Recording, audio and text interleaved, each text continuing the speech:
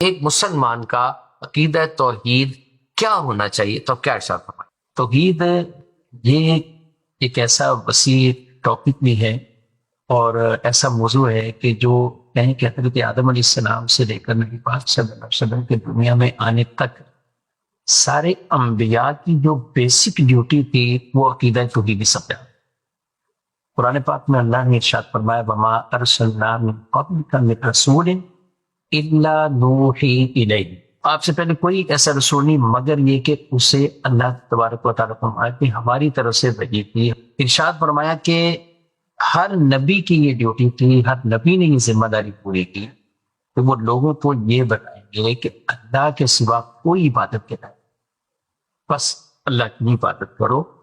تو یہ اللہ پاک نے تمام انبیاء کو توحید کے لیے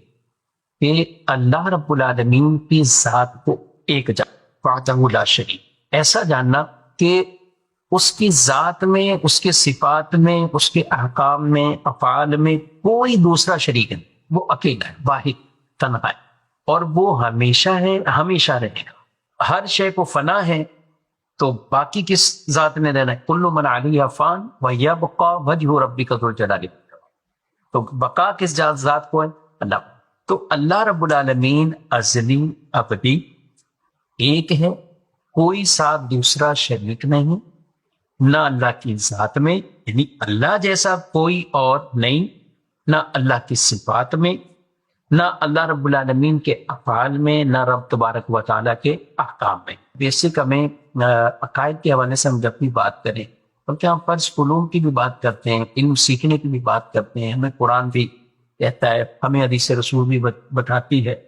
کہ طلب العلم فریضۃ علی کل مسلم و مسلمہ، ہر مسلمان مرد اور عورت یہ علم سیکھنا فرض ہے، دین کا علم سیکھنا۔ اب وہ حسب حال علم کی آگے کیٹیگری بیان کی گئی، کب کون سا علم اسے، لیکن سب سے پہلا جو علم ہے وہ یہی عقیدے کا کہ جس کی وجہ سے آدمی مسلمان ہوا ہے، مسلمان برقرار رہے، کوئی بھی ایسی غلطی قول و فعل سے نہ ہو کہ آدمی کا ایمان ہی خراب ہو جائے، ایمان میں خلل پڑ جائے اور وہ ایمان سے ہاتھ دھو۔ سب سے بیسک جو ہے وہ ایمانیات ہے، اور ایمانیات میں ضروریات دین ایک اصطلاح ہوتی ہے۔ ضروریات دین یہ ایک ایسی اصطلاح ہے کہ اس میں سب چیزوں پر ایمان لانا،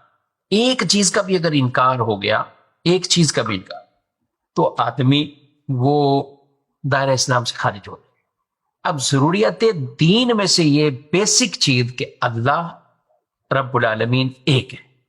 رب تعالیٰ ایک ہے۔ اچھا کئی اور چیزیں بھی ہیں جو ضروریات دین میں، نبی پاک صلی اللہ علیہ وسلم خاتم النبیین ہے، یہ بھی ضروریات دین میں سے۔